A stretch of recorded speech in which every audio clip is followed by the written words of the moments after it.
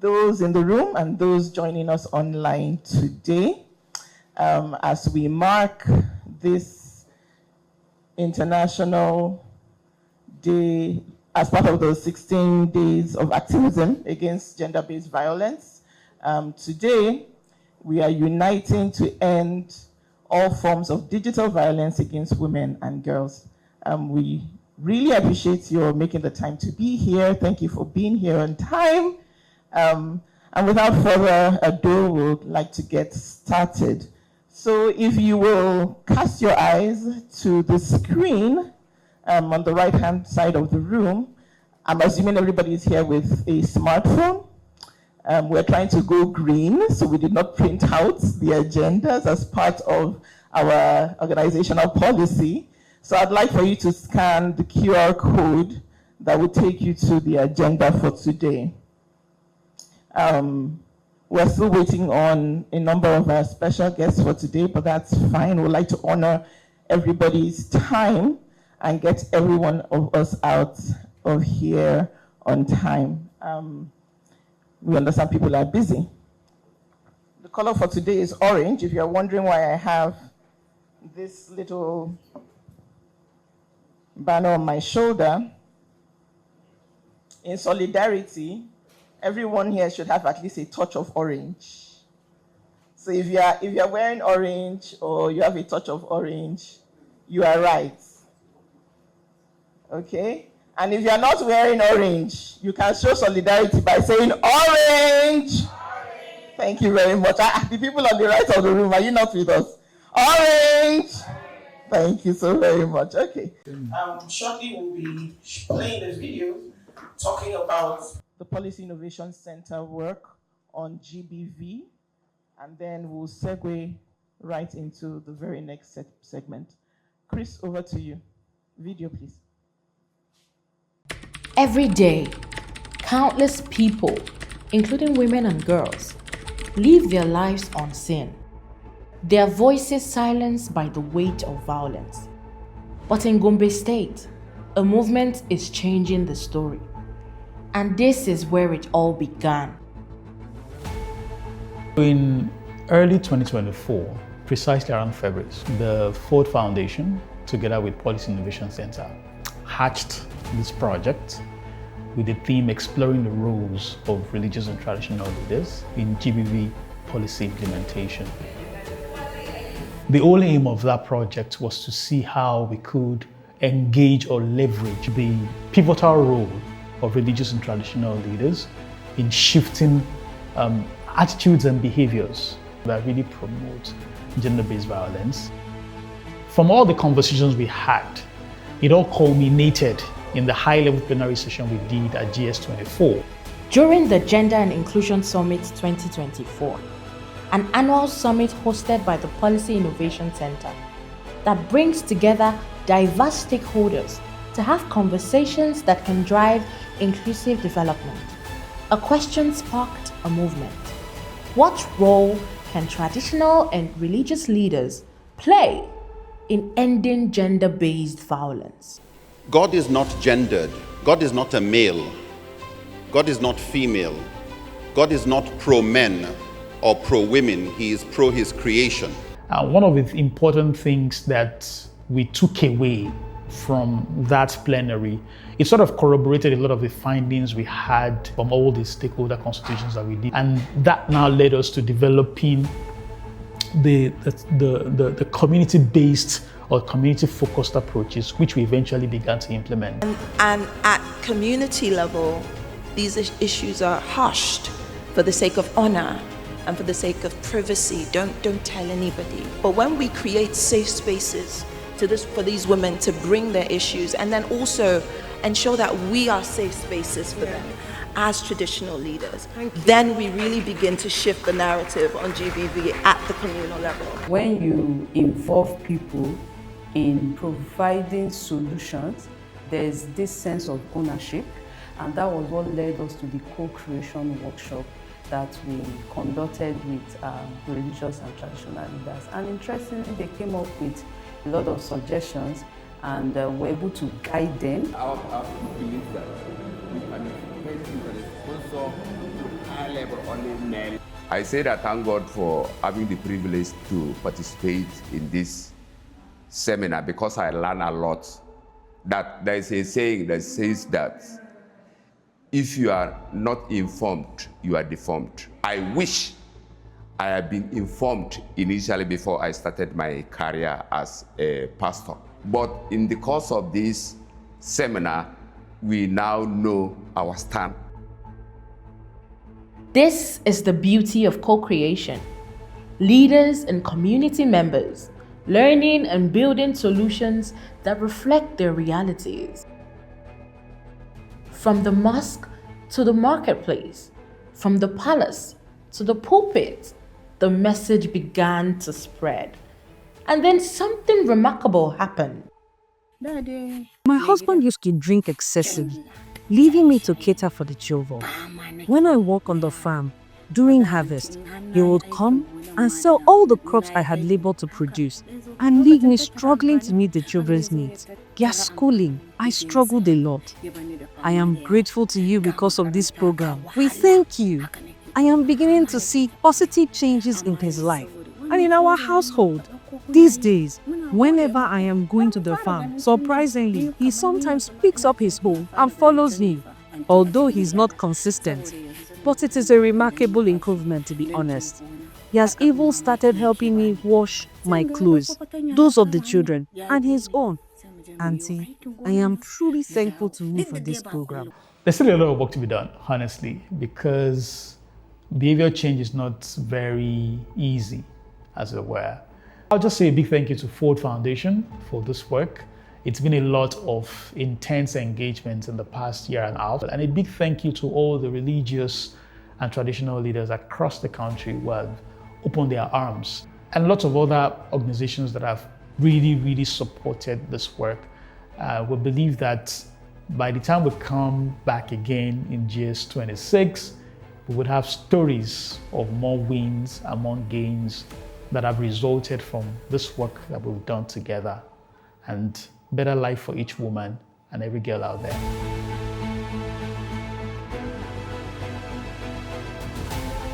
I would like us to give a warm welcome to the Executive Director of the Policy Innovation Center, Dr. Osasuyi Dirisu.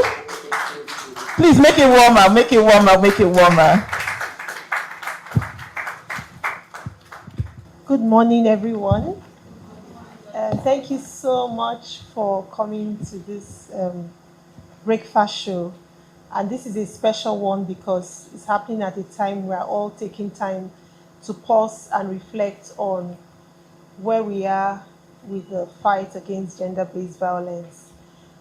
Incidentally, we're not just looking at gender-based violence in communities like we saw in the video. We're also now having to reflect on digital violence. And it's becoming a thing because there's so much. A lot of our lives are online.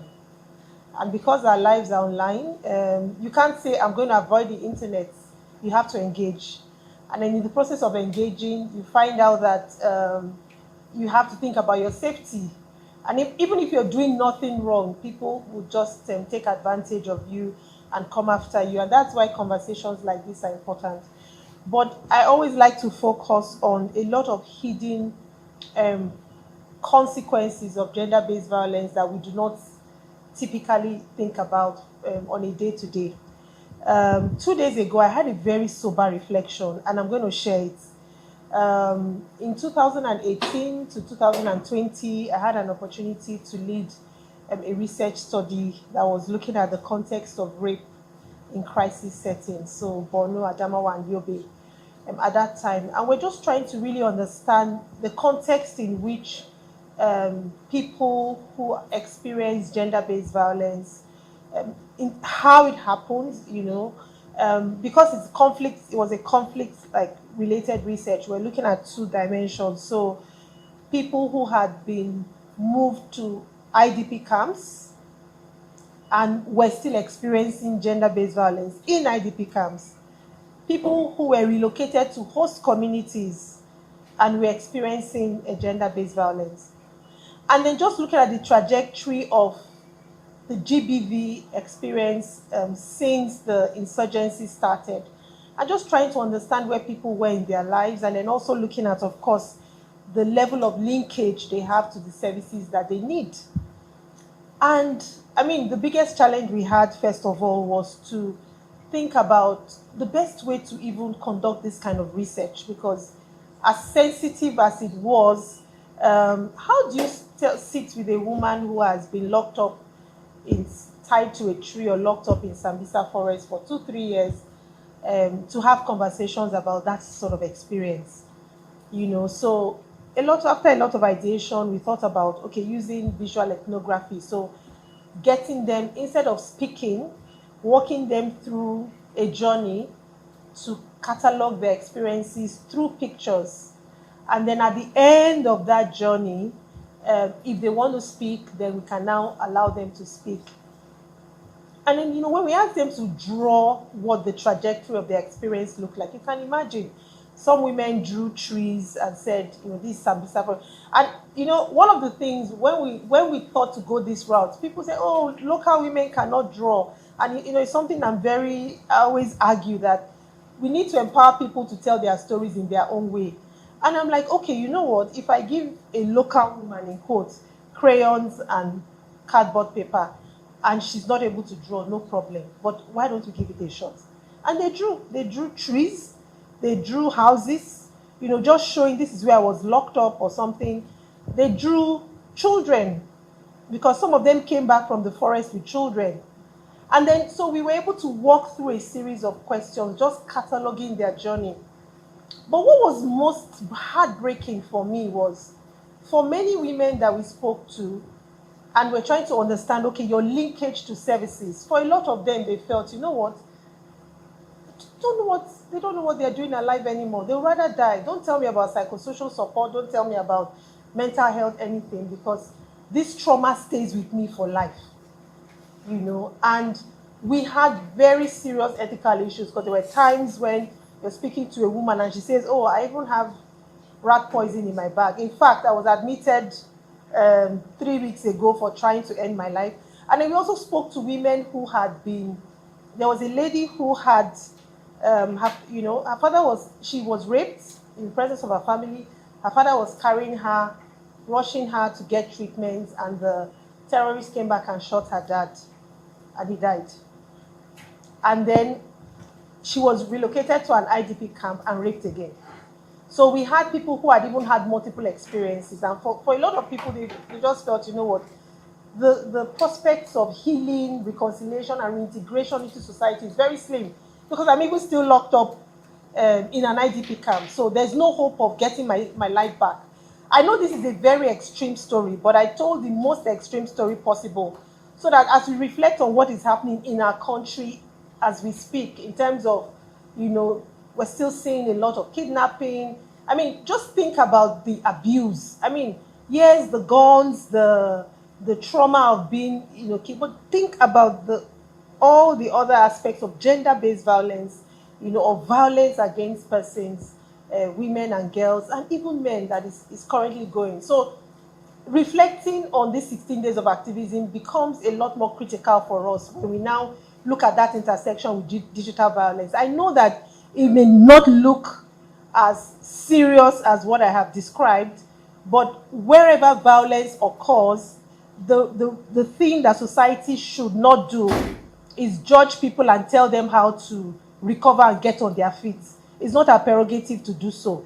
It's a very gender-based violence, it's traumatizing, it's an affront against human rights, and it's something that at every opportunity we have, we should continue to speak out, lend our voice, be a part of the conversation, be a part of the change we want to see. And next time you find someone telling you their story, no matter how non-consequential it looks, to approach that story with empathy and ensure that we are the change that we want our society to be like. So thank you so much for joining us today. We are truly honored and grateful to keep this conversation going, and I look forward to a fruitful deliberation. Thank you. Thank you so much, Ma. Please, a warm round of applause. Thank you so very much, Ma. the executive director of the Policy Innovation Center. She has very beautifully laid the ground for the conversations that will be happening today. There was something very significant that she said that I caught, and I don't know how many of us caught it. As you are here, yes, it may seem as if some of these stories are very bleak, but it is only bleak or bad if there is nothing that can be done about it. And believe you me, each and every one of us can do something. So right on your seat where you are, both those in the room, those online, begin to think, what can I do? Remember I said today we're talking about digital gender-based violence, uniting to end digital gender-based violence against women and girls everywhere. So in your own little way, begin to ask yourself, what can I do starting today? Yes, I may not be able to go into the forest of Sambisa. I may not be able to pick up a gun or fly in a helicopter and rescue people. But what can I do? What am I committing to today? So without wasting further time, would like to move on to our fireside chat. I would like to welcome the representative for the Ministry of Women's Affairs, Mrs. Evelyn Madu, to the stage. Please make her welcome. Please make it warmer. Encourage them. Thank you. I would also like to welcome to the stage the representative from Youth Hub Africa. You're welcome, sir. Please keep up the applause until he gets to the stage. Make it warmer, make it warmer, make it warmer. Thank you very much, sir. I would also like to welcome to the stage the representative for TechHer NG. You're welcome, sir. Please make him welcome. Keep it up until he gets to the stage. All right. You're very welcome. All right. So I think we can very quickly, first of all, okay. So we'll very quickly start with, in no more than 30 seconds, introduction. So would you like to introduce yourself to us, sir? Yes, good morning. I'm Olusegun Medukun from Youth of Africa. You're very welcome, sir. Morning, everyone. My name is Peter Akinnusi from TechHer. Pleasure to be here. You're welcome, sir. Pleasure to have you. Good morning, everyone. I'm Mrs. Evelyn Madam from Federal Ministry of Women Affairs. We are honored to have you, ma. Thank you for joining us. So I would like to start with you, sir, Youth Hub Africa. And my question for you is, in your perception, what are the most urgent gaps in Nigeria's digital gender-based violence prevention and response ecosystem? All right. Good morning once again. And so let me first say that when we're talking about making our communities safe for girls and women, we are actually making it safe for the fathers, for the uncles, for the brothers, and for everybody. The initial story I heard this morning kind of almost take off my cap, but I braced up and had to come out. Just two things, or maybe three. Presently, I'm aware that the legal framework and the institutional framework that we have to address not only the broad theme of GBV, but also violence that is perpetrated on digital medias and all that are within serious gaps apart from the advancement that we are seeing within the digital space. What that means is the law and the institutional framework are somewhere down here, while the rate and the rate of advancement at which this is perpetuated is somewhere up there. And so technically it won't meet until we make it to meet, or until we decide to bridge the gap. You will agree with me that how many of us saw the video of the military man, the general who was saying all of us should come and join army? It was trending over the week. And in my office, they were telling me, Oga, you will hold gun. Then I was scared. I don't know how to shoot. But when we look at it critically, we discover that was AI generated. There is also the video of our president who was sleeping and falling down from the chair. Sorry, from the chair. That was also AI generated, and it looks so real. And there was an article on the 18th of November from one of the guys in Hollywood right there, saying AI porn is down here and here to stay. He said, beware, meaning they are also scared. That is where the legal framework is apt and is up to date, and they think in real time. And if they are scared, now come to think about us where we are.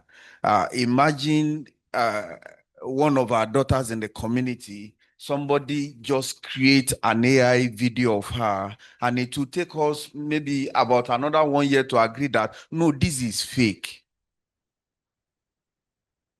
You understand what I'm saying? It will take us another 1 year to admit that this is fake. And because most of these young people, when they see our pathways, the reporting pathways, it's not easy. It does not protect the sanctity of their personality. And so they won't even come out to report to us in the first place.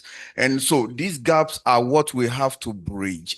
Secondly, also, and which of course take his life from the first point, is the fact that the VAP Act, which is the head and the toe of what we can use legally to be able to nail corporate and to stop these, to stop all manner of violence against women and girls. The VAP Act also has its own gap, as it may or as it is. And if you read through, which I have done a couple of times. I'm not a legal expert, and I don't try to be, but in my own village sense, I could see that there is nowhere that explicitly mention digital digital violence, or let me put it this way, non-consensual sharing of sexual image and all those things, explicit image. And while rubbing mine with a lawyer, the guy made me to know that these are lacunas and will make it very difficult. And even if you grab someone, it will just go away with a slap on the wrist. And you will agree with me also, one of the challenges the VAPAT faces when they slam 200,000 or 1 year to a man, he could just go up and do an online loan and pay up the 200K and continue his life as if nothing ever happened, right? And that was why the Senate a couple of months ago were advocating for a repeal, even though we know that is like throwing both the baby and the bathwater away. Instead, it's for us to amend those places where there are gaps. I see I picked the mic, so I will stop. Thank you so very much, sir. You've really got the wheels in my brain turning, but I just want to highlight what immediately stood out for me, and I think almost immediately as you opened, you said that by making the digital space safe for women and girls, we are making it safe for everyone. So we're making it safe for husbands, we're making it safe for sons, we're making it safe for our boys, we're making it safe for our men, right? So even though, yes, the focus of the discussion here today is for women and girls, it is really for everyone. So thank you for pointing out that side. I think it's very pertinent. And I hear what you say about where the gaps are with regards to AI, with regards to even the VAP Act, right? That there are no explicit mentions of these explicit non-consensual sharing of explicit images, and no strict punitive measures for offenders. So thank you very much for getting the ball rolling, sir. I'm still going to come back to you. So if there are any thoughts that you have not yet completed, you'll be able to do that. I would like to come to you, ma'am.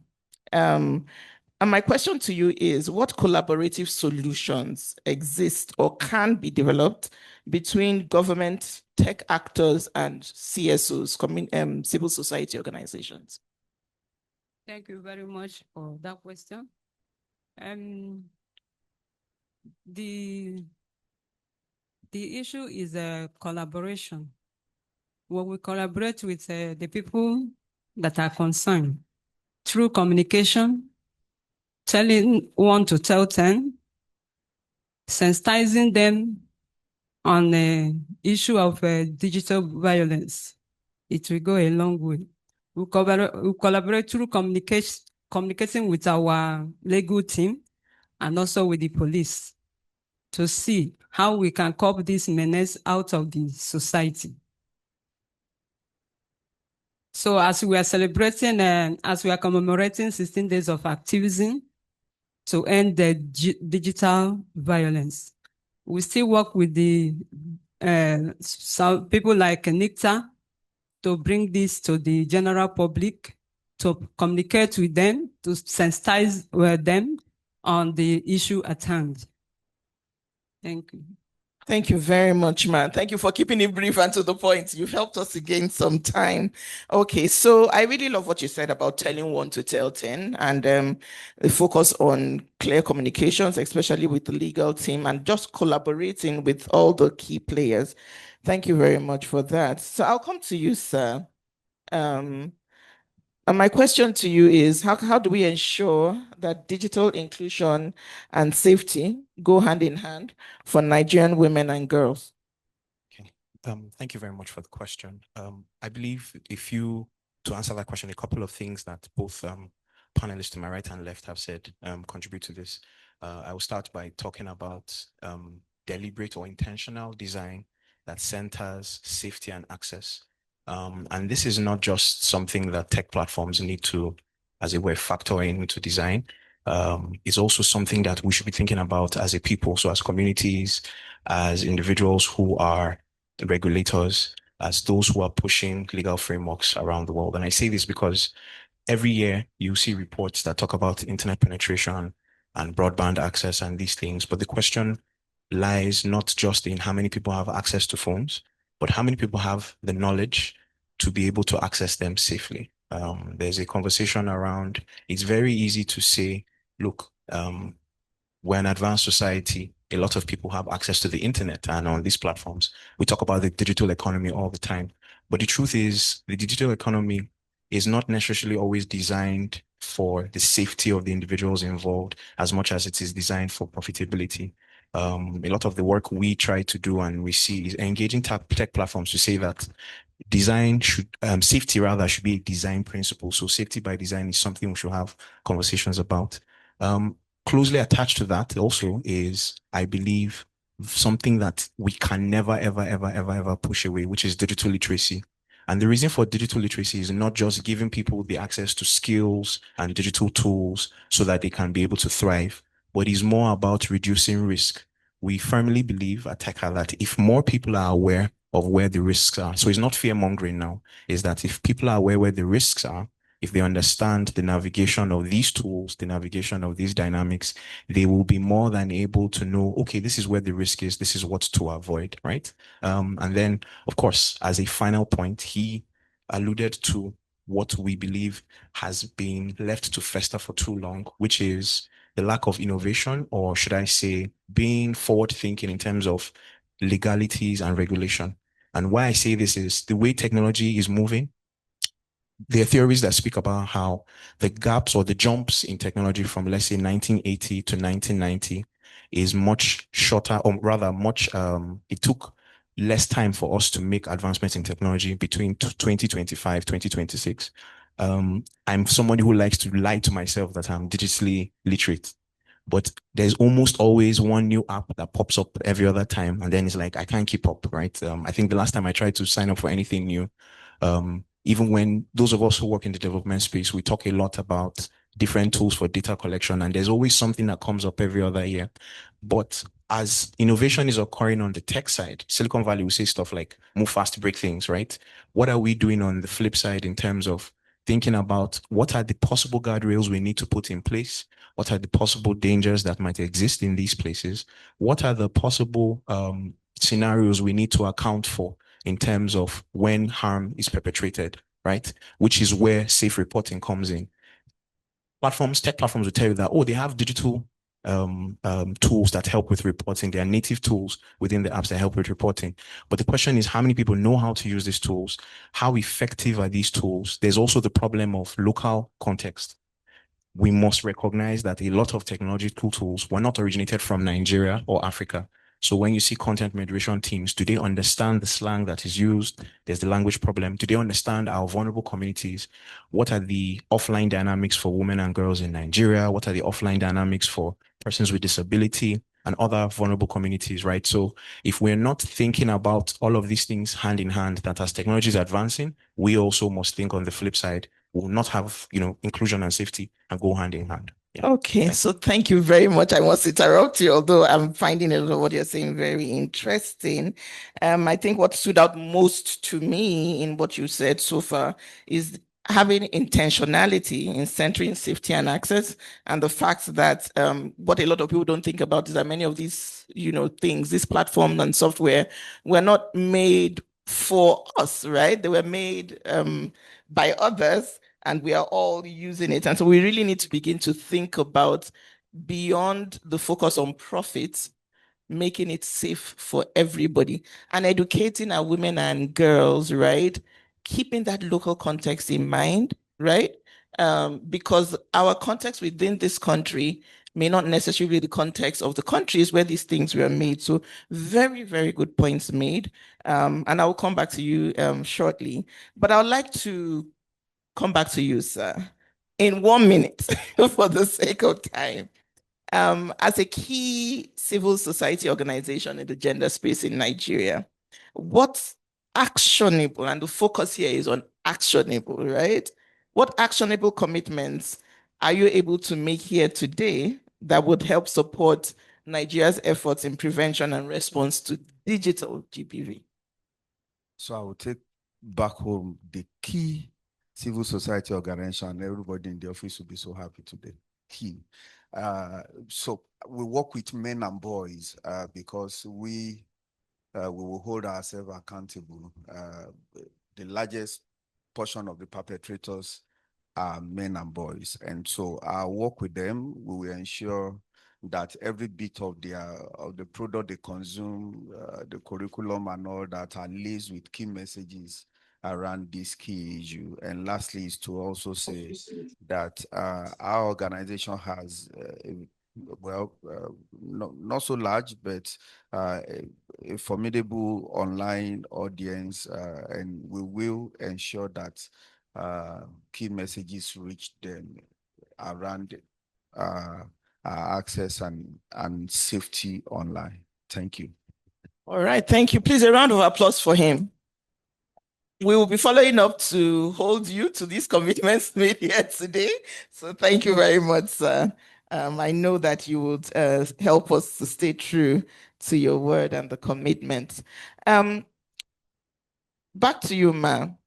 As the representative of the Ministry for Women's Affairs, what actionable commitments can the government make here today that will help bridge the gaps identified in Nigeria's response to prevention of digital gender-based violence?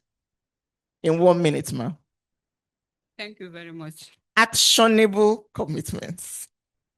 Well, the actionable commitment I will say is we as government is to continue sensitization. We as government will continue sensitizing the general public about the menace and the implication and the trauma that our women and girls are passing through. We'll continue the sensitization even in the schools, in higher institutions, in the marketplaces, so that everyone will be abreast of what is happening in the society. Thank you.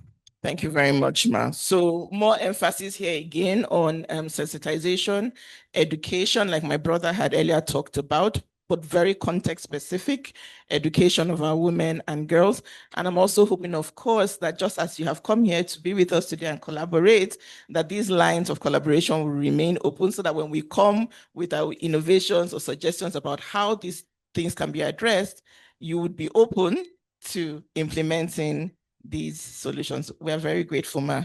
Thank you. Please, a round of applause for her. Of course, we'll also be coming and hopefully, with your permission, holding you to these commitments. All right, I'll come to you, sir.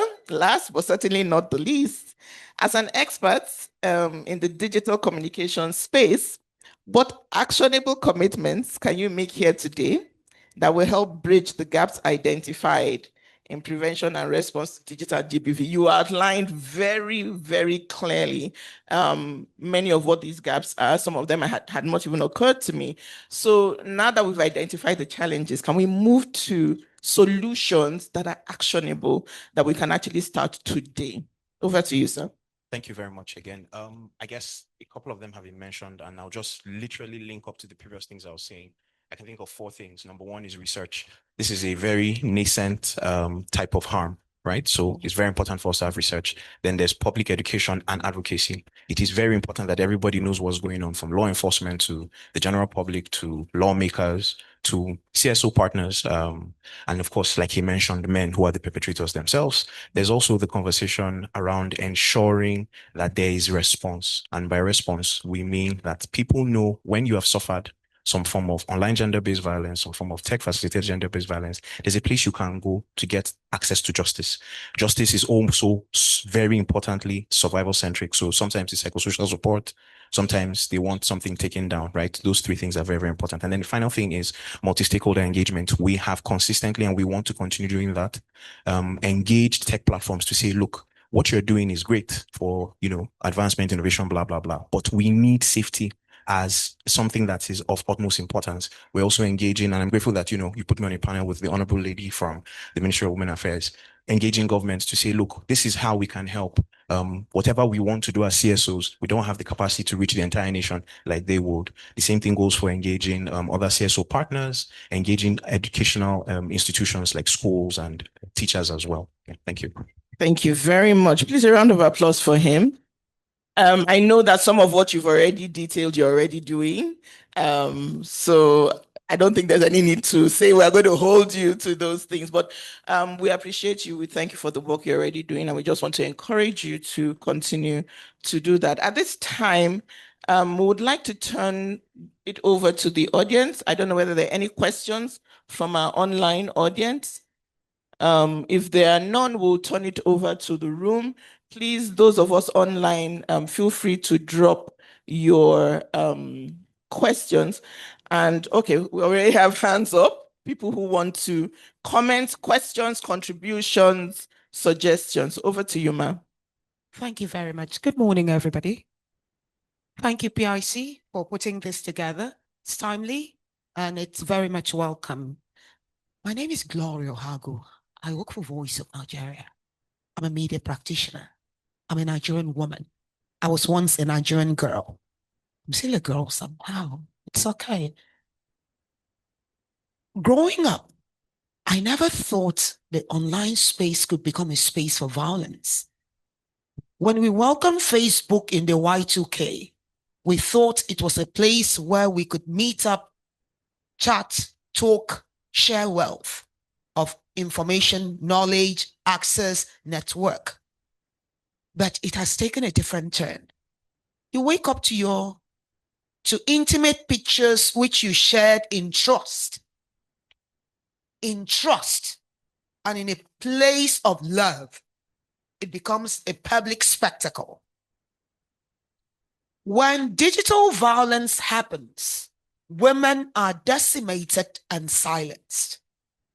You lose value, you lose essence. And for some who are not as strong-willed as me, who in every city I go, the first thing I go to the market and sell my shame so that you cannot be shamed, it becomes a problem. So what can we as the media do? Create much awareness on the need to build safe spaces in online conduct, communication, and etiquette. Now, in the editorial newsrooms, this is not an important story. It's not about Tinubu. It's not about APC. It's not about the economy. And someone is going to ask, how does that affect the cost of Gari in the markets?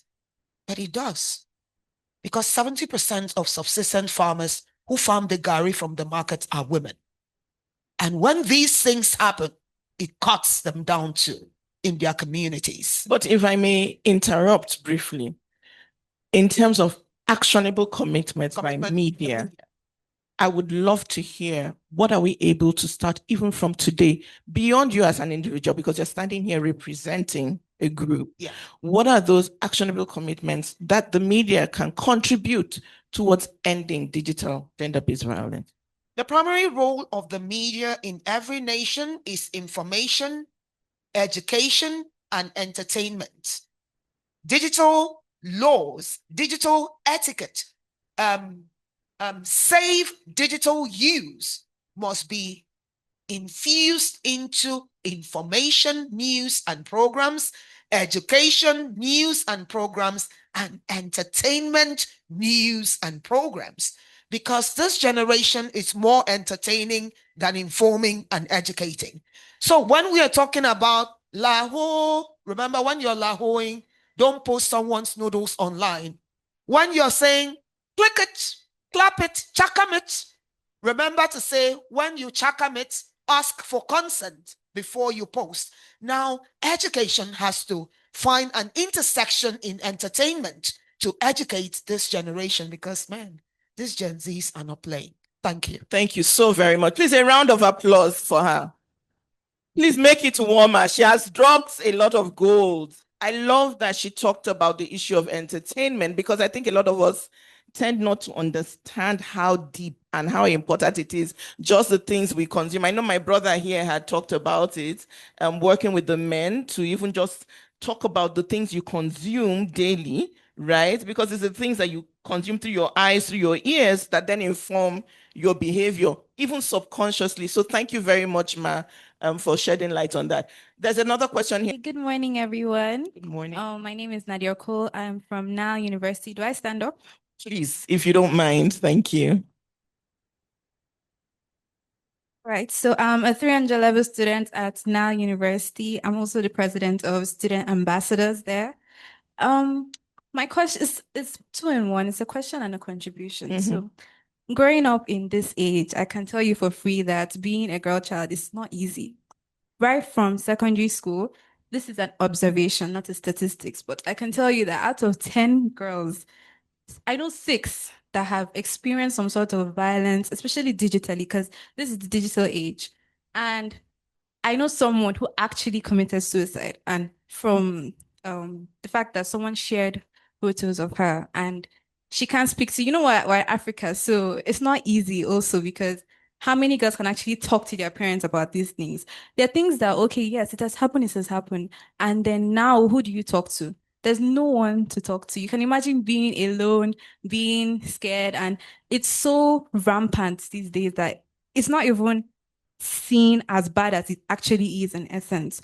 So why isn't there like hotlines? Why isn't there activism, things that are happening in schools for girls to know that, yeah, we have someone to talk to, like directly, like, you know, that even if I don't want to talk to my mom in this essence, I can talk to somebody who can talk to her. A lot of times they start to blame the girls, but these are children. They make mistakes and that shouldn't cost them their lives. You understand? So I feel like, what are we going to do starting from secondary schools? What am I saying? Even primary schools, to start telling these, putting hotlines, making sure that there are spaces they can directly access help to enable all these things to not happen. Sorry, I'm getting so emotional because these are people that I know. These are my friends. Even in secondary school, in university right now, 2 weeks ago, a friend of mine told me that someone was sending her messages, threatening her because she spoke out against her friend who was raped at a party. They looked for things, anything to basically use against her. They told her, I know your house address. And they would do, you know, so it's just very, very much rampant. And I think that hotlines are something that are very underestimated, something that everyone knows in a click, I'll report you. I'll tell you, I'll report you. And they get scared, but nobody is scared. Nobody, no, the men, boys, they're not scared because everybody, the girls wouldn't even speak up. I'm sorry. No, thank you very much. These are very, please, a round of applause for her. A round of applause for her, please. It's not easy to stand and speak. Thank you. And I'm glad that you are saying this. I know that our mommy here will take these messages back to the ministry so that we can begin to action them. It looks like you have something to say. I have something to say. Okay. We have hotline to report Okay. gender-based violence. So anywhere, even from Edo State, they do call me. Please, ma, is it possible to provide? Is it possible to provide those Yes. numbers? Yeah. Okay. Even Do you want? from- You have the mic. If you can call them out, because we have people online. We have people everywhere. Okay. Or if you need to pull them up, we can take another question while you're pulling them up, and we'll come back to you. Thank you. But thank you very much for sharing. I think the only thing I would also say to you is thank you for the work that you do. In terms of, because I can see you're very emotional, but what are the things you may not be able to control everything? This is something that you have done. You've brought light to the situation. But even moving forward, commit to what else can I do in addition to what you're doing? And you just made a very bold step. So I commend you. And you're doing the best you can for where you are. But just also commit to additional things. Thank you for bringing this to light. When she provides the numbers, you can then take it back and let people know there actually are numbers. Test the numbers, see if they work. And then if they don't, you know where to come.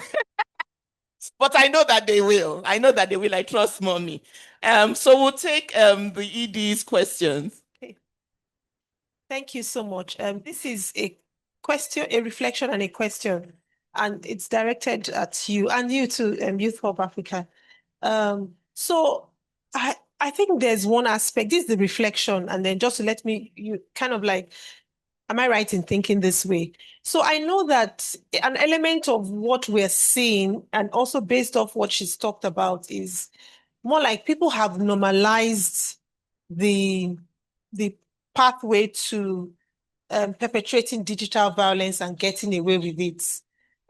So anytime I hear these things from young people or have some of these conversations, it's like, no big deal, deal with it, it's normal, like get off it. Why is she so fussy about it? And anyway, I can even do it without anyone knowing who is doing what, like I could do it anonymously and walk away. So there's one aspect that I think, and I speak to a lot of young people, and it seems like no big deal. And it's really worrisome to me. So I don't know if you share those sentiments, that there's this feeling about it being normal. But I've gotten that vibe many times. Then my question is, in Nigeria today, 28th November 2025, what are the real consequences of even perpetrating GBV in person?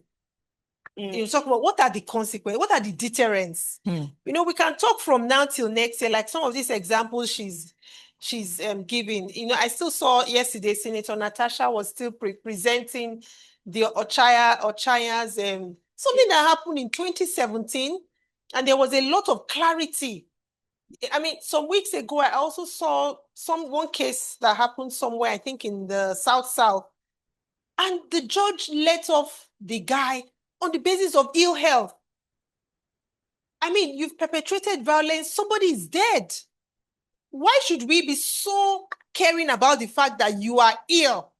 And on that basis, say, the case is whatever, he's ill, let him go and have treatment. And the guy has been on treatment for 1 year. And people that know him in his neighborhood say he's back to his neighborhood, living as normal. So we can talk from now till next year, but what are the real deterrents right now as we speak in Nigeria to committing or perpetrating digital violence? Are there deterrents? And are they strong enough to make people restrain beyond just out of, knowing what to do and doing it right? Ma, was it directed to anyone in particular or anybody who wants to answer? They work directly with. Okay. From Mama's interaction with people who have. Yes. Please, ma. Over to you, ma. Yeah, thank you very much. The challenge we have is that we have policy, but to implement it is a problem. We have laws. Implementing that law is another issue. Maybe when you see a girl that is raped and you take the girl to the hospital, when doctor finish examining, he will not tell you what he will only tell you there is penetration. Bring the result. He cannot provide it. He will tell you that it's confidential. And the same thing goes to the police.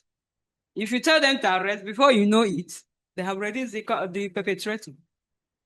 And the survivor is dying from the injury. So the last, sometime last year, a man of 75 years raped a lady, a girl, and he was taken to police custody. So I don't know what happened. They said the man died in the custody, and they have released the corpse. And that's just the end of the whole thing. They said they can't do anything. The man have died, blah, blah, blah, blah, blah, blah, blah. So in Nigeria, we have laws, but we lack implementation. And that is why what is happening is happening. Assuming the law is taking its course, there will be reduction in all these social vices. Okay, thank you very much, Ma, for identifying those gaps. Those of us in the audience, I hope we're listening, and we took note of, she mentioned at least two gaps. One was even with the health sector, right? So the way in which victims are screened and the release of that information, because it's the release of that information that then forms the evidence for even access to justice and pressing charges. And then the second was with the police. So what I'm hoping that we will be, by the time we come to our town hall discussion, is that there would be very, very actionable recommendations that we can put forward to bridging those gaps, right? Because this is not just on the government, this is all of us working together to end violence in our society. But Ma, the numbers we had talked about, I don't know whether you have them ready. Yes. Please, all of us, I expect everybody should have a pen and a paper at this time. Over to you, Ma. 070 5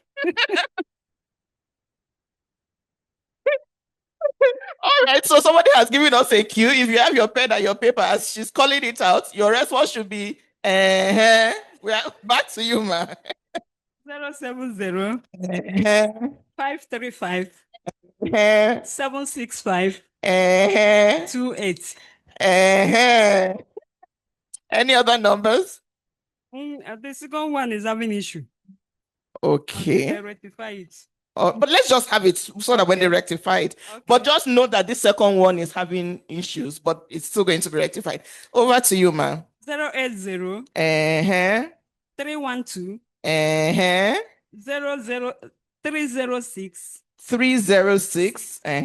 51. 51. I take it again, please. Yes. 080 312 306 51. Thank you so much, Ma. Please, a round of applause for her. And since this is a collaborative effort between us and the government, what are we going to do now? We call and we check. Thank you very much. All right, please, a round of applause for them. You may please rejoin the audience. Okay, please go ahead. In 1 minute exactly, sir. Quick. I was hoping to even respond to her. Okay. Naja, we actually have something called the OGBV Law Clinic situated at your university. We actually set it up about a year ago, and the idea is for cases like this to be taken there. We can speak afterwards, and to respond to her question, very, very, very, very good question that you asked. The reason why it's normalized is we can't lie. The internet or technology does not create new problems. It just magnifies what exists offline. Whether we like it or not, in society, if you look at the sociological makeup of our society, the normalization of abuse of women is a thing. We are uncomfortable to talk about it, but we've normalized abusing women and getting away scot-free. For example, we even unknowingly say Natasha as opposed to Senator Natasha. She's a senator. Wow. None of us speak about the other senators and call them by their first names. And we don't mean any harm. We don't mean any harm, but that's what we're doing, right? Teka has something called Quram, and the idea for Quram is we set it up as a quick platform where people can come and make reports, and then we quickly find a way to liaise with law enforcement, with lawyers. We now saw that we're in Abuja. You can't sit in Abuja and chase justice in Edo State, chase justice in Taraba or Zamfara. So we came up with something called the Volunteer Lawyer Network, and it's literally a pool of lawyers across the country that push cases forward for us. And we have seen immense success. We have a few cases that we're litigating now, digital violence cases that we're litigating. We've had instances where exactly what she said, we go to the police and they say, good girls don't take naked pictures. Is this our business? And then we try, this is law enforcement. What we now found is, and if you allow me, just please quickly tell the story. There's somebody called Agenda, and Agenda is an NSCDC, that's Civil Defense Officer. We checked the laws. We found out that they're actually empowered to handle some of these cases. We went to them because in Kwara State, I believe, a perpetrator had been arrested. And exactly like she said, before you could say Jack Robinson, the guy was released, right? So we went to this lady and said, this is what we're facing, blah, blah, blah. And she said, oh, and maybe it's the nurturing nature of being a mother. I don't know. I'm not trying to be patronizing. But as Nigerians, we say, she took this case and put it on her head and chased it down. That guy was arrested. He was forced to take down all of the intimately shared photos that he had put up, right? And also signed an undertaking to stay away from the survival. And we have several cases like this as well. The truth is, I can understand and I empathize heavily with you and even with you. Sometimes those of us who are doing the work, there are times when I have to pull colleagues aside and say, how do you feel? Because they've seen referred trauma, secondary trauma from the things that they've seen, right? And it feels like we're trying our best. Every year we're looking for funding. Every year we're out in the field. Then the numbers you see, we've solved 100 and X amount of cases. Then you now look and see based on the reports, oh, there are 1,000 more cases waiting for you. My encouragement will be, please don't give up. My encouragement will be, what is important is that we keep pushing, right? If it's one case we solve today, and that's the only thing we do this year, we've made an attempt, right? That's what I believe. I also believe that there's a very, very, very big need, and this is why I talked about public education and advocacy. I'm a man, right? I've learned that sometimes when we talk about consequences, we normally tell people one of two things. This thing you're doing, you will go to jail. And that is one deterrent that has worked. Sometimes that doesn't work. It's not necessarily going to jail. There's the social status of men in society. Men want to be respected. Men want to be looked up to. The minute you tell a man, this thing you are doing is loser behavior, sometimes it works incredibly well. And we say, this thing you are doing, look, there are people who are going around with innovations, inventing things to make money. You are here chasing naked people's pictures and selling them on the internet. And we've seen instances where the individual shrivels up, right? So it's a two-pronged approach. The law, ensuring that the law does what it's meant to do. Like I said, legislatively, what we have is very, very, he spoke about the American society having way more. There's something called the Takedown Act that was enacted by Trump earlier this year. We don't even have those kinds of things. Is that we have to call platforms and say, look, this post is bad. Can you take it down? And even then, their content moderation takes a long time before some of these posts are taken down, but at least it's something. In other instances, we're trying to collaborate. I'm happy that I'm here. We'll have a conversation to say, look, what can we do to spread? And one thing we must not forget, sometimes we talk about this, persons with disability. There's a research project that we're working on right now, and it's trying to focus on persons with disability. We talk about this sometimes, and we forget that they too, because of the demographic they belong to, are also a huge demographic that suffers from this as well. So if we're going to be truly inclusive, we have to talk about them and what are the consequences for. And thankfully, they're in the room here today, so I'm sure they will want to contribute to this conversation at some point. Can we hear from you, sir? Okay. I was in a conversation with you about 2-3 weeks ago, and we were looking back at on the way we handled HIV and AIDS in Nigeria. And we were like, as a boy in SS1, SS2, I can't remember what year now, we were already mindful of the details that comes with HIV and AIDS. And now you can't even get 10% of 30 young people in a room to tell you what the VAPAT is. And that is a huge challenge, right? And so at what time are we going to sit together and say, we need to create a multi-purpose vehicle to be able to take care of these issues that we are talking about? It's also a life and death issue, if you want to agree with me. The duty bearers, they have their own issue. If the government will come out and tell you and say, this is a challenge, you should know that we should all run. Right? The numbers with the WAS, the Women Affairs Secretariat, if I give you now and you call the number, I'm talking about FCT Women Affairs Secretariat, they will tell you as a victim to send in a letter. And I'm like, how do I send in a letter when I'm just abused, right? Now, there is the SAC in Buhari, the Special Referral Center, Assault Referral Center in Buhari. There is one else somewhere in town. And there are even police clinic. There are about 4 police clinic that should ensure that the results go straight to the police. not to the victim or anyone else. But how many young people know about these informations or have those phone numbers that Mama just shared with us? And so maybe one way we need to look at it is there is not much information out there. We know where young people get their information from. They get their information from, what is that boy? That boy that now married Pella. So Yeah. I hear what you're saying. So go to the places where they get their information and make sure that those people are putting out our information so that it's the right information. Thank you very much, sir. I think one recurring thing I've heard a lot about today is education, awareness, public awareness specifically for young people. But something very significant that you said, and I don't know how many people caught it, is engaging men to check men, right?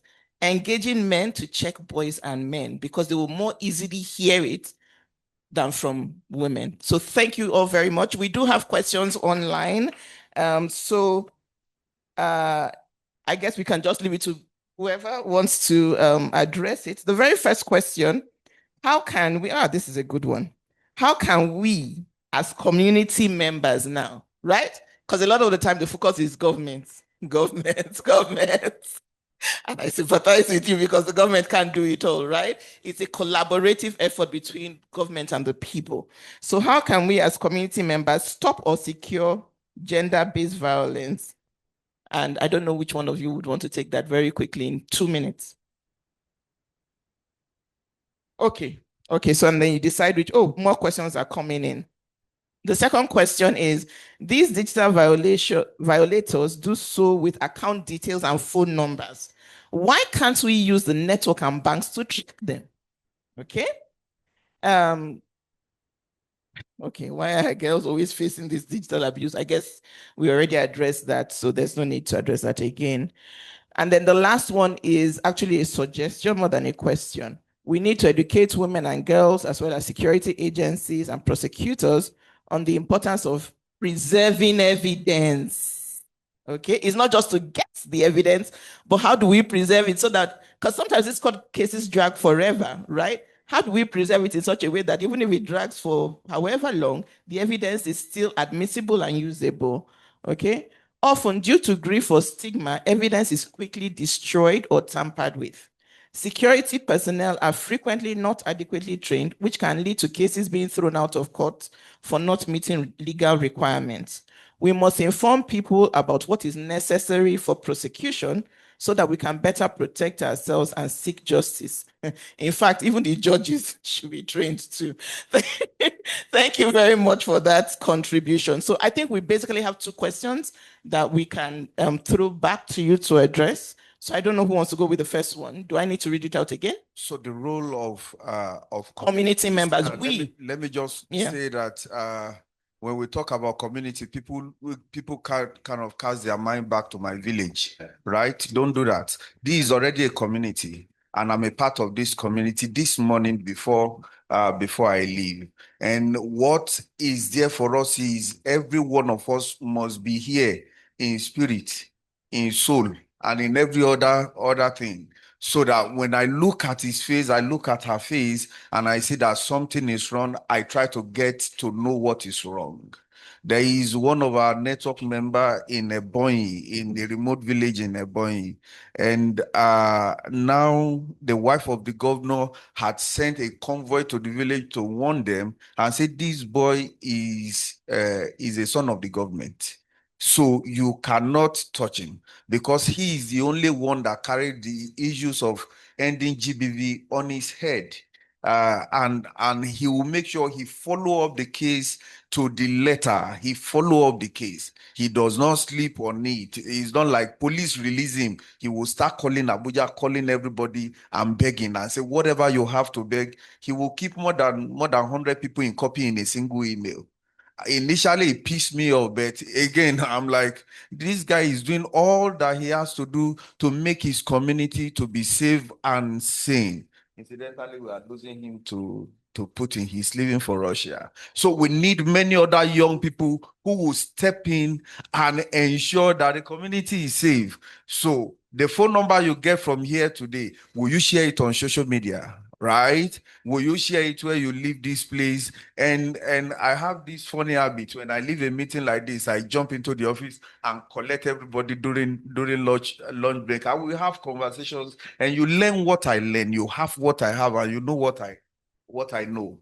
And so at the end of the day, the role of the community members is to safeguard the community, no matter how small or how tall or how big or dwarf you are within that same community. All right. Thank you very much, sir. So let me recap very quickly.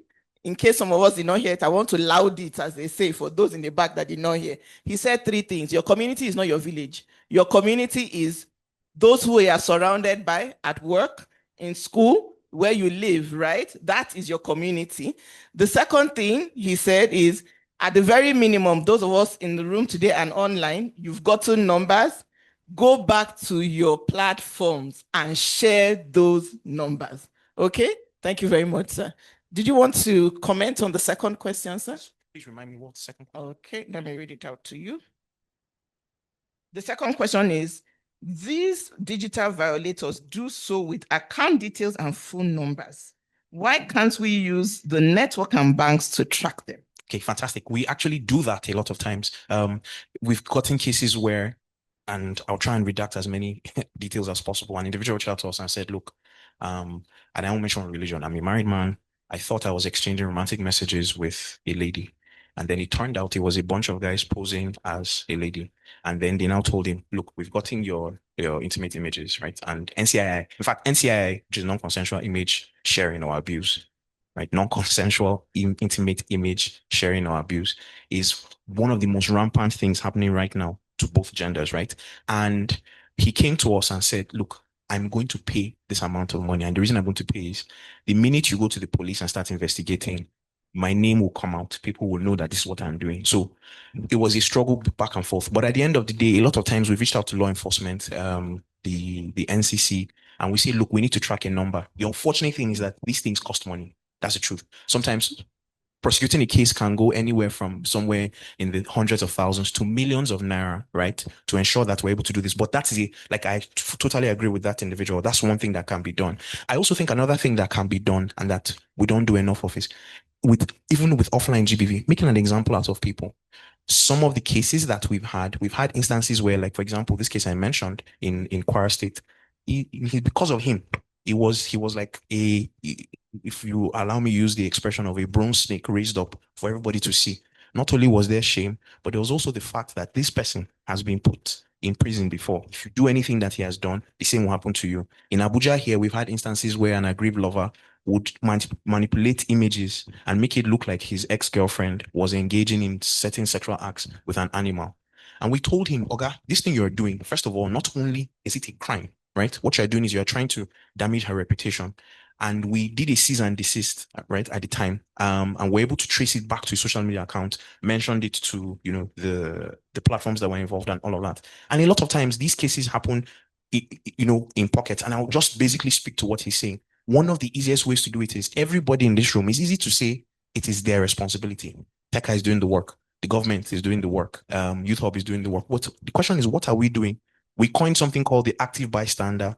A lot of times, the reason why abuse, persists is that we see it, we feel guilty, but today is not the day, because on your way to work, your child was crying and was being upsetting. And so you're like, I can't handle this today. But imagine what just raising up your voice and saying, stop that does, whether you're an authority figure or not. What will happen if you're able to, like he said, I think what he said is very important. All the information we've gotten here today, how are we cascading it in our communities? It's not enough to just come and sit down. This is a brilliant, beautiful room. It's a fantastic conversation. What is the next step? What are we doing? And when I say what are we doing, it's a thing of we're asking for commitments from everybody on stage. The people who are in the crowd. What are so he's giving everybody homework to do. Nobody's exempt. Thank you, sir. Please, a round of applause for him. I hope. Okay. Please, in 1 minute, man. I want us to educate the survivors to stand their ground. Because most cases, when matter goes to court, when you call survivor to come and testify, they draw back. Some have their parents have collected bribe and tell their daughter not to go. Yes. So, and if judges did not see any witness to witness against the perpetrator, they will strike out the case. Thank you very much, Ma. So I see where you're coming from, but I would like to also add to that, right? Because to put an additional burden on somebody who is already down, right? In a moment of vulnerability, doesn't speak very well for us as a people. It should be that when someone is down, we are the ones to pull that person up, right? And so I think in this sense, right, the burden of justice should not be on somebody who is already weak and down and struggling, but that if that person has been bold enough to even bring it to our attention, we as a society are the ones that should stand up for our brother and sister while they are weak until they can stand. But thank you very much, Ma. Thank you. I think there's also space to educate our girls about the steps to take to protect themselves as well as their friends. I have a question, one last question from online, and any one of us can take it. Okay. Okay. I don't know if we can address this in 30 seconds. How can we bring the product developer into the room so that they can help? And this, unfortunately, this is the last question I can take. How can we bring the product developer into the room so they can help us agree on timely, actionable solutions? From Adekemi Omoli, in 30 seconds. I don't know if anyone wants to take that question. A product developer or the product developers, how do we bring them into the conversation so they can help us agree on timely, actionable solutions? So software developers, yeah, that sort of thing. Yeah. I can speak for myself and Okay. Hector's work. We actually speak regularly, because I don't know how to code one single line. So let's not lie to ourselves. But we speak regularly with individuals who are aiming to improve Quorum as a reporting platform, as a product. So, for example, one of the things we want to do to scale it is a dashboard for data collection so that we can say, oh, this is the type of harm that is being perpetrated in the Northeast in secondary schools. We want to have just disaggregated data. But I think what she's saying makes a huge ton of sense. Like, it's the sort of thing that we should think about. Again, it goes back to the design principle. If the design principle is not safety at the center, we're wasting our time. Exactly. Thank you so much. Thank you so much. Okay, please, a very warm round of applause for our panelists. It's not been easy. Thank you for your contributions. Thank you for making time to be here today. We sincerely appreciate each of you. But before you go, please, let's just quickly take pictures and then we'll move on to the next segment. Please close the gap. Please close the gap. Thank you. Good morning once again. My name is Kenneth Chiche. I want to begin by saying I'm also here with my colleague, Clementina Oku. Please, can you wave?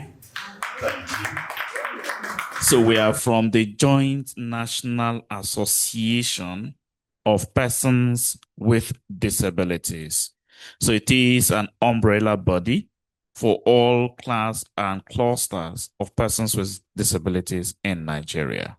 And I want to begin in the good note by saying we are grateful to the Policy and Innovation Center and also to the Nigeria Economic Summit Group. We're together with the CEO of the Nigeria Economic Summit Group yesterday in our own event. And it was yesterday I knew how intentional the Policy Innovation Center, as well as the Nigeria Economic Summit Group, is to include persons with disabilities in all their programs. We are not taking this for granted. We are not taking it lightly. We are happy that you are inclusive, and we are saying you are practicable in your inclusivity. And that is why we are always in your program. This is to share the multi-dimension of what we are talking about, the gender-based violence, especially digital, in our digital area. And people begin to ask. I'm happy the person from the youth, is it Tika? Yeah, that was talking about persons with disabilities. Like I used to say, if you face digital violence once, persons with disability face twice. In fact, even tries. Now, let me ask you a question. Just pause for a second and ask yourself a question. Someone, a beautiful woman with disability, dressed very well, did her makeup, and she's looking nice. And somebody just took a picture of her and put it on the internet and said, even person we know the waka, they make nyanga. How do you feel when you hear that?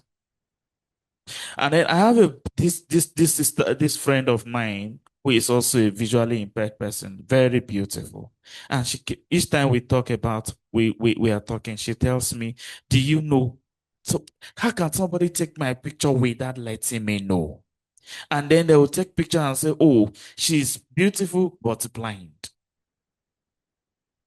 and it's shared on the internet. Now, is this supposed to be something to make the person feel better?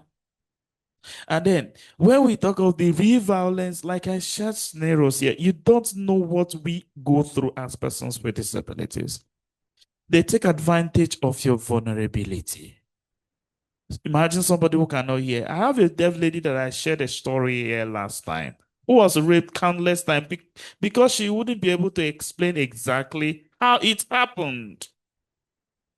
She doesn't have a voice. In your case, you can even explain. You can even pick up a phone to call. Imagine a deaf lady who was raped and seeing a phone number. How does she even explain to these people for you to really understand what she's going through?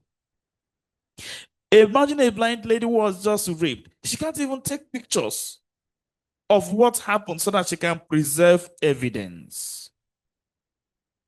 So imagine somebody who cannot walk, who is on a wheelchair, who was raped by somebody in the neighborhood, and nobody to report to, nobody to even walk up to say this is, she can even see the person running, but she can't run after the person. So this is what persons with disability go through on daily basis. And now we've also have a case that we are also chasing, that a person locked up 14 girls with disability in a room in this same Abuja, and we're violating these people for the past 1 year. They can't speak for themselves. And so when we begin to talk about this thing, and when we stand up as men speaking, I'm happy when this, the discussion that went on earlier, that men speak to men. I'm here as a man, but I feel the pain because not just that that these people are persons with disability, but imagine my daughter who is just 9 years old. Now I'm imagining that one day somebody walk up to me and say, this child is raped. It is your story. It is my problem. The issue of gender-based violence in fact, it's more of the men, because we didn't know how grievous is this until it happened to one of our own, either to your daughter or either to your sister. I hear things like, oh, the men are also violated. I can tell you a close friend of mine who till today lives with that trauma that her auntie raped him. And I kept asking him how. He told me how this woman at every night, he was just 9. He was just 9 years old as of then. And so the case just go beyond just the mere conversation in the room. When we come, we talk about things like this. There is need for us to, to go back and see how do we commit to this. I'm happy with the issue of now. Let's leave from commitment to action. It's enough to say, I commit to this, I commit to that. But if how many of us I can't see in this room anyway? I can't see, by the way, but I know we are more than 20. I know we are more than 30. Just imagine that each of us report one case in a year of gender-based violence. Imagine how many you would have been able to reduce in the society.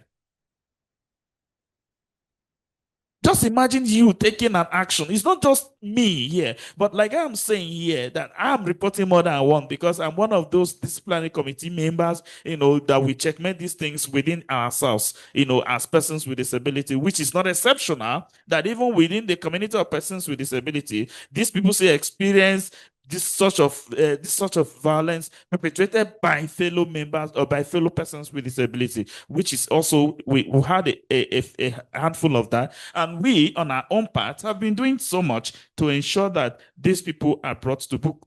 But let's commit action, but most especially when it concerns persons with disabilities.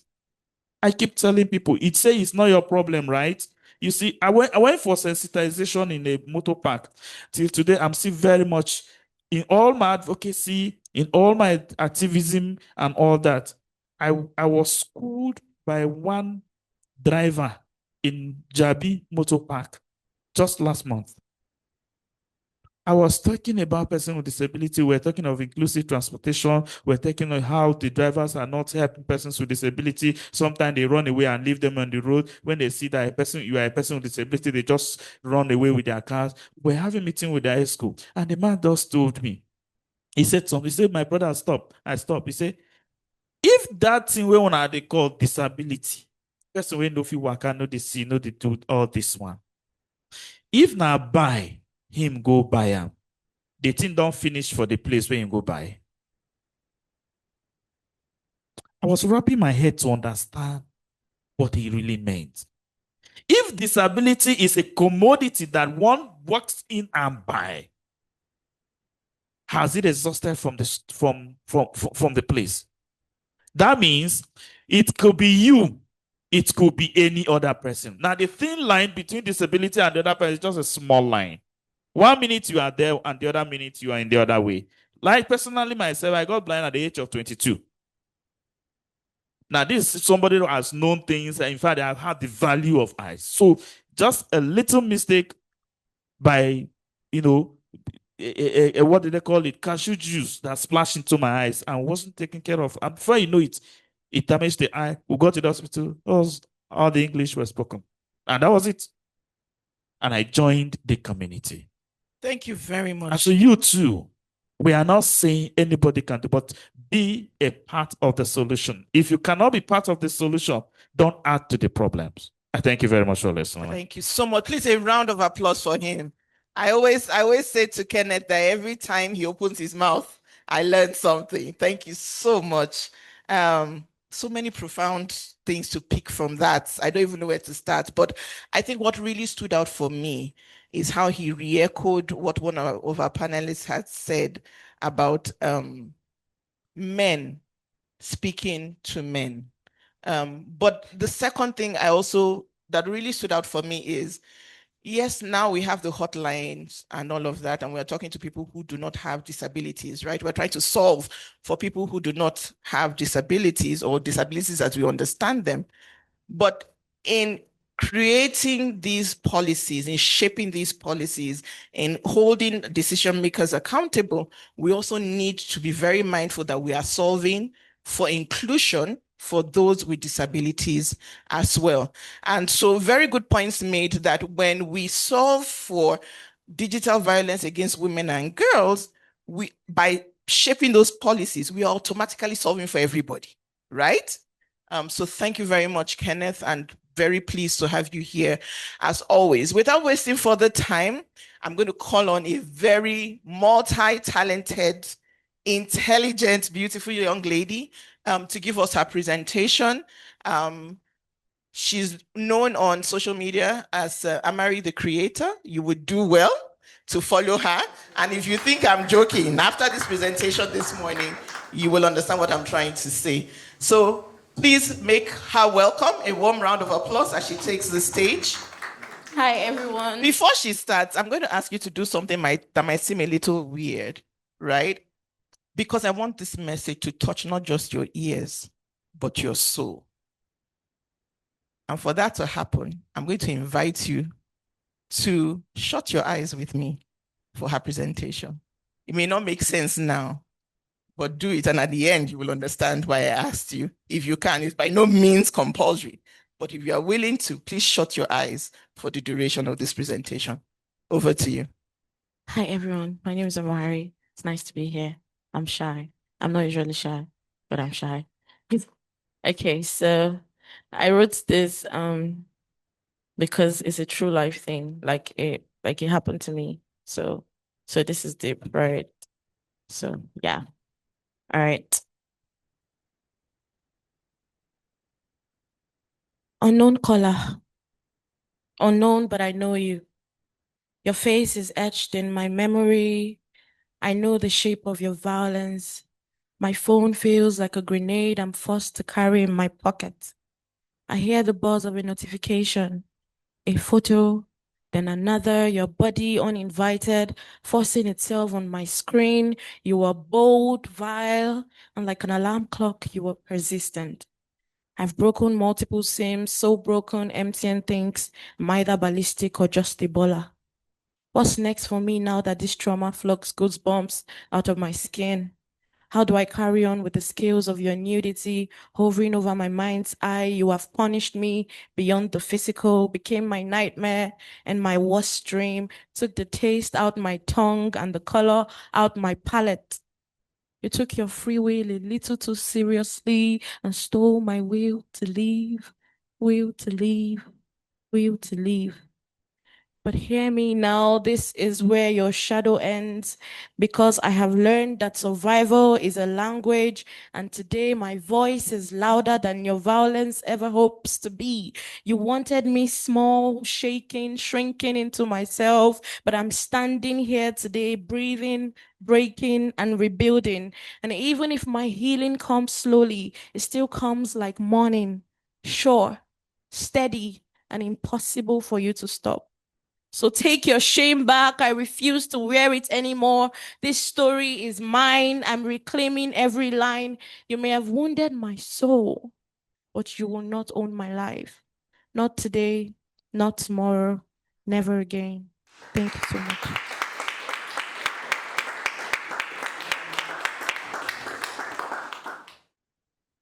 So I'm sure at this point we understand. For those of us who actually closed our eyes, I promise you it was a different experience.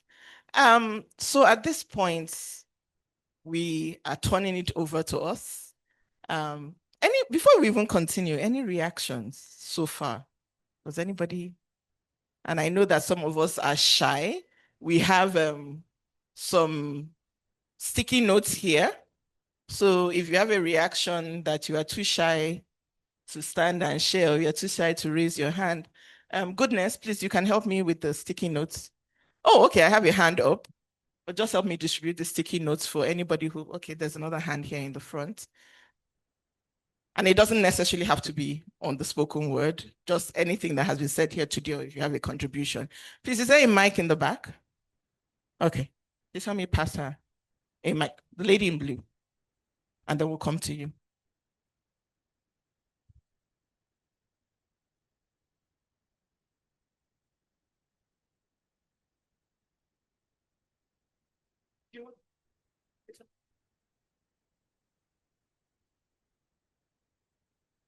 Good afternoon, everyone. Good afternoon. Or morning. Well, it's afternoon in another part of the world. My name is Kemi Lois. So I'm a licensed physiotherapist and social media manager, social media influencer as well. I'm so honored to be in this space, to be a part of this conversation. I love, Amari, what she just spoke about, and I've learned so much from these conversations, right? And yes, I have seen that truthfully, we have an information problem, an awareness problem. And I was so moved by what this young man shared, the one regarding disability. So as a physical therapist, what he shared is very profound. And I really want us all to really understand that disability is the one thing every one of us here shares. We all have the chance to, at some point in our life, become disabled. So it shouldn't be that, oh, this isn't my problem, I'm not blind, I'm not deaf. There should be inclusion, there should be inclusivity as much as possible. Even as simple as, for instance, I have deaf community members. So as a social media creator, sometimes I create, and you know how, okay, you think that something like subtitles doesn't matter. But just by reason of the fact that, oh, I take the extra effort to add subtitles, I take the extra effort to be inclusive, these people feel seen as much as possible. They are. one of us, right? And yeah, I feel like, okay, the one thing I want to share, I'm vlogging right now too, to let us all know that we are storytellers. Every single experience that you go through, be it someone in your space being affected by gender-based violence. I feel like every woman here has experienced gender-based violence at some point or another. It's important as much as possible we share our stories. You simply just vlogging this experience that, oh, I came to PIC, I learned this, I learned that. You sharing that on your status, you sharing that on your Instagram, you sharing that on your Twitter. It all matters. One voice can really make a difference. So thank you so much. I just love the fact that I'm here. Please, a round of applause for her. Before we move to the next contribution, you should have some sticky notes with you. Please, if you don't have sticky notes with you, can you raise your hand? Those online, those joining us online, you might not have a sticky note. You might have to drop your comments in the chat. But if you are in the room, please ensure that you have a sticky note and a biro or a pen on you, because they will come in useful later down the line. Okay, thank you. Please, can she get a mic for her own comment?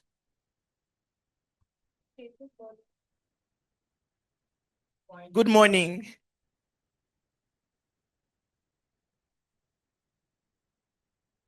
Okay, my name is Choma Ike. I'm a serving corps member.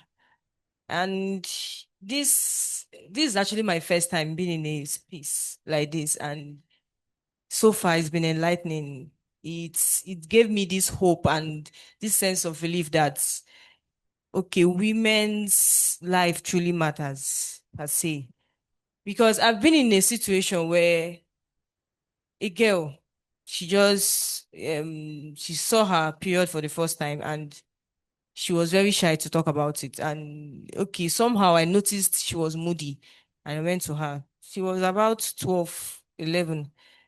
And the response I got from her wasn't convincing. I had to push to know what the problem actually was. Then she told me that, see what is going on. And the thing now is that she saw her period for the first time and she told her aunt that she was staying with. And the woman was like, I bet shift, pieces there everywhere, that kind of thing. And she went to meet her uncle because her uncle is like the close relation she has. The man was like, your maid they get belly. When you get pregnant, after for 9 months, you won't see the period. Don't worry.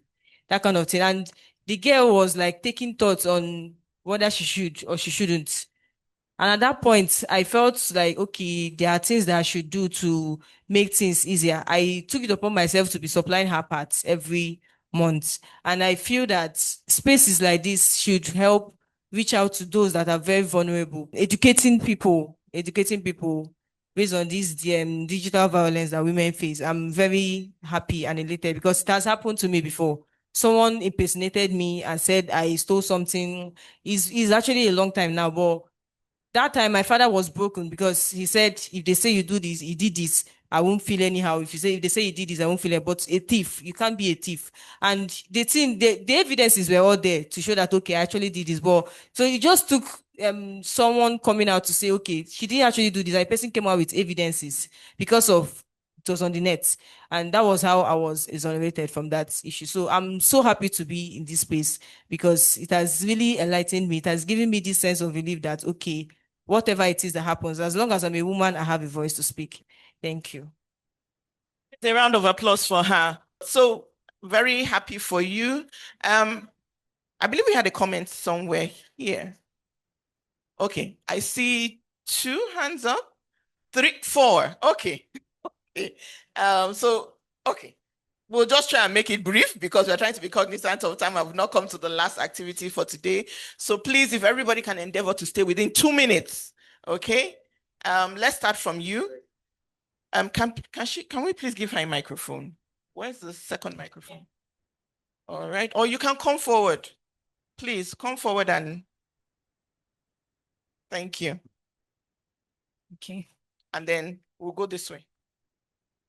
So just to corroborate what she said, while we're talking, I was just thinking we are ending digital violence against girls and women. Now, for girls, girls are inclusive from 0 years old, right? Let's not forget those.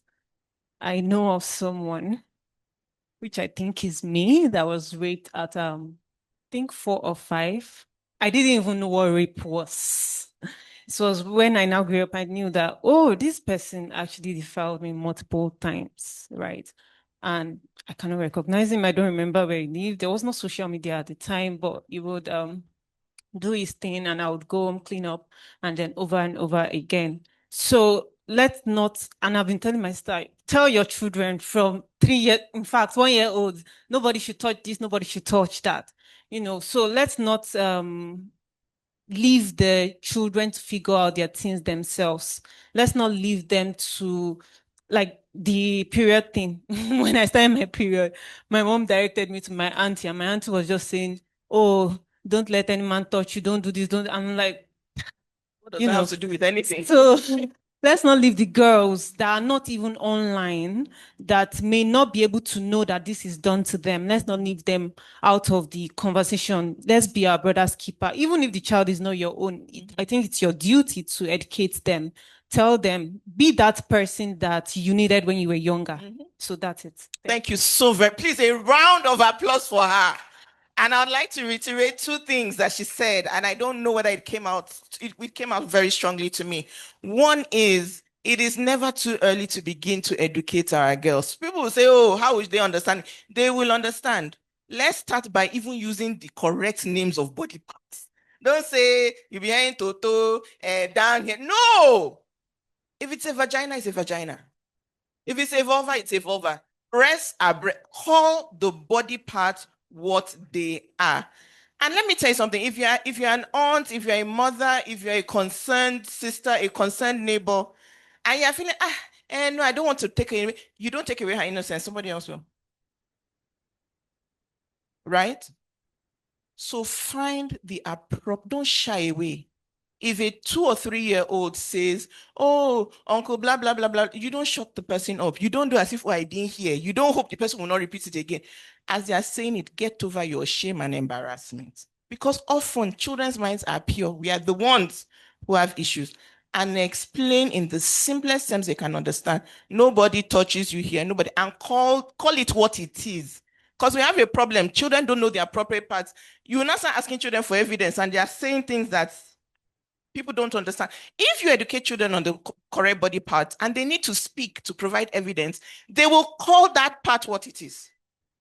So please, we're talking about things that we can do. It's no more the government, right? This we can do.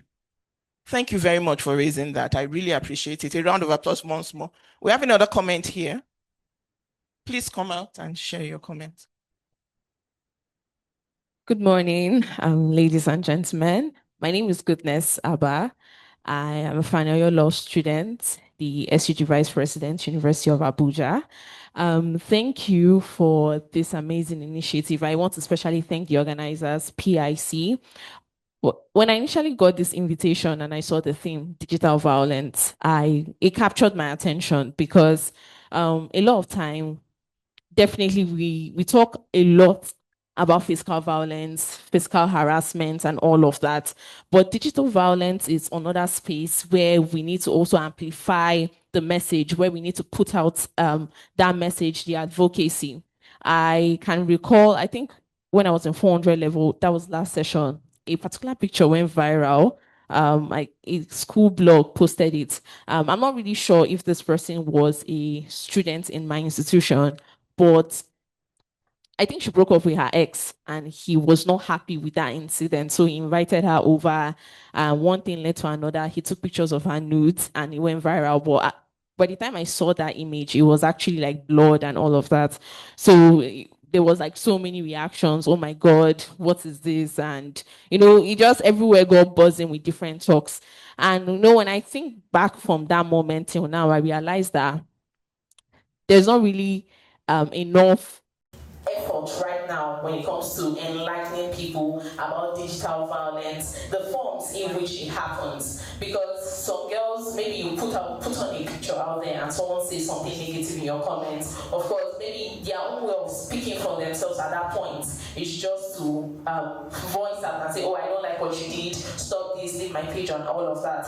But now we have to look more into access to justice, them actually getting justice, the perpetrators of those acts being held accountable for what they do. Because I'm a clinician, and just yesterday I was having lectures, the topic was on access to justice, and we're looking at some of the barriers, economic barriers, maybe you don't even know where to get a lawyer form and all of that. So as a law student and someone who is also passionate about women and girls issue harassment, both online and offline, one thing I would like to add is there are law clinics around us, and we can also collaborate, because from our panelists I can see there are so many CSOs who are already in that space. Collaborate with the law clinic and with the management itself to see how we can bring up more enlightenment. People should know that when you have done this, this is wrong, and this is the consequences for your action, because there's just so much we can do in our space, but I believe more can be done. And I even extend an invitation to PIC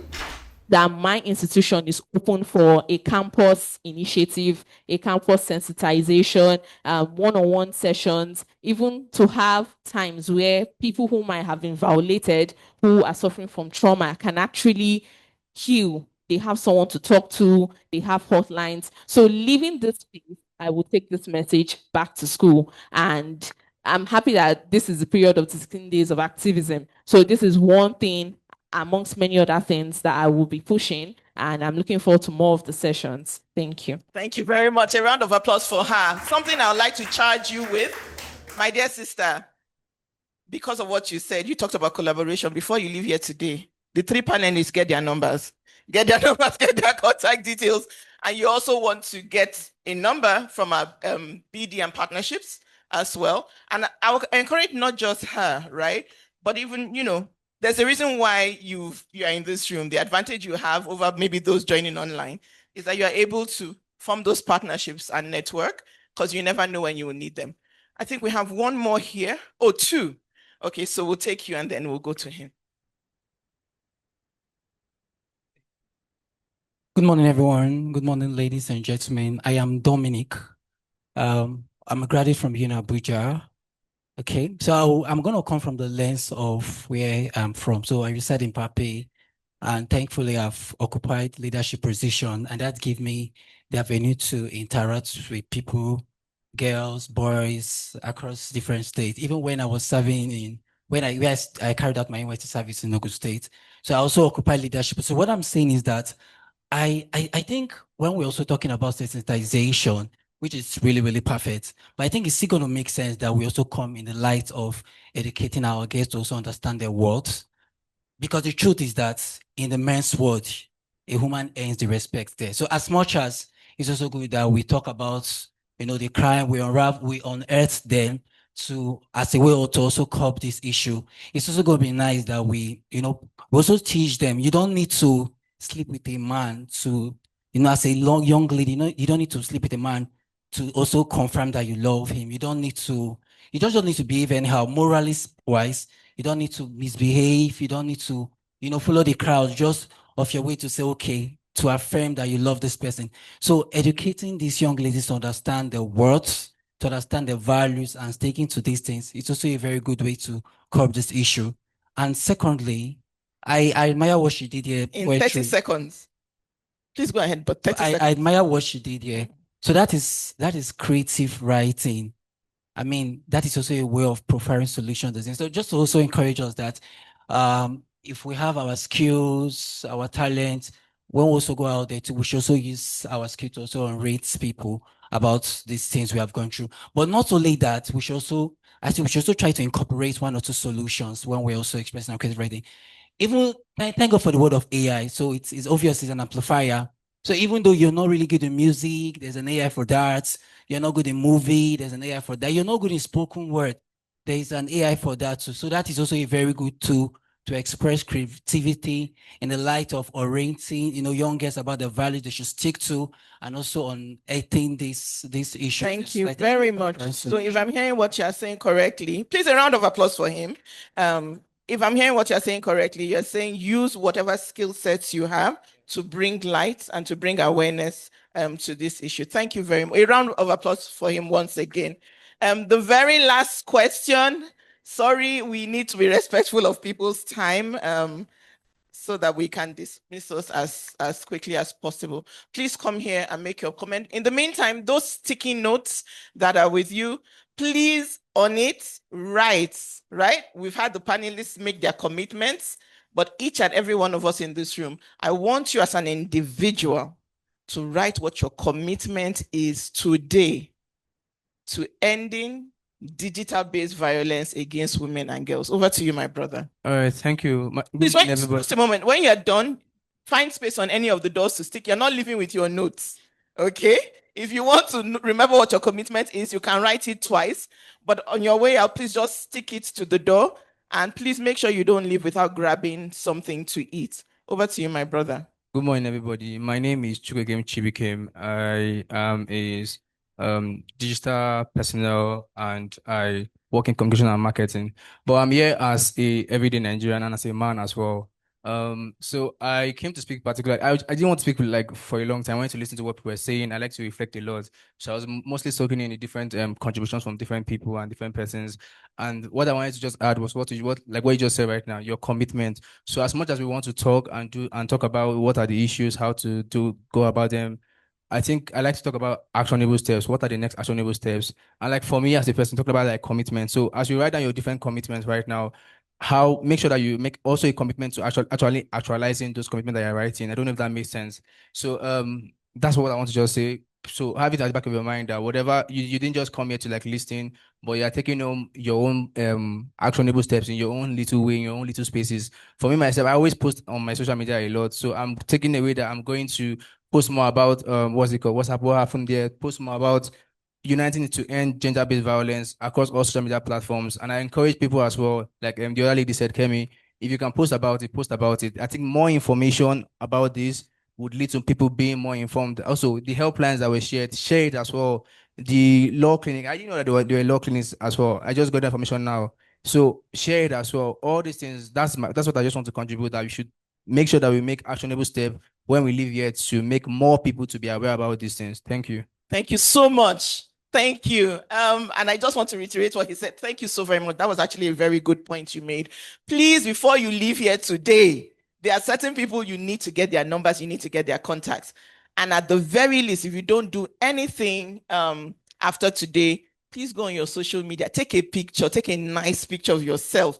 Go on your social media, tell them what was discussed here today, where you've been, and let that be the first step in what you can do. Unfortunately, we're not able to take any more questions. I'm going to turn it over to our agenda lead, Ms. Adekemi Omole, who is joining us online today. Unfortunately, she's not in town, so she'll be joining us online to give the closing remarks. Studio, do we have?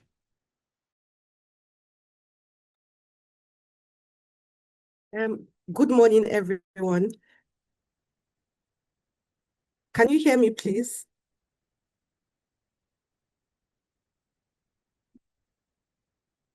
See. All right, thank you everyone for coming. I believe it has been a very insightful session, and we are all making commitments here today. So let's stand by those commitments. No, there's power in standing up for something that you believe in. I've once stood up to a man who was my landlord. He just jokingly said he was going to use razor blades to cut his wife.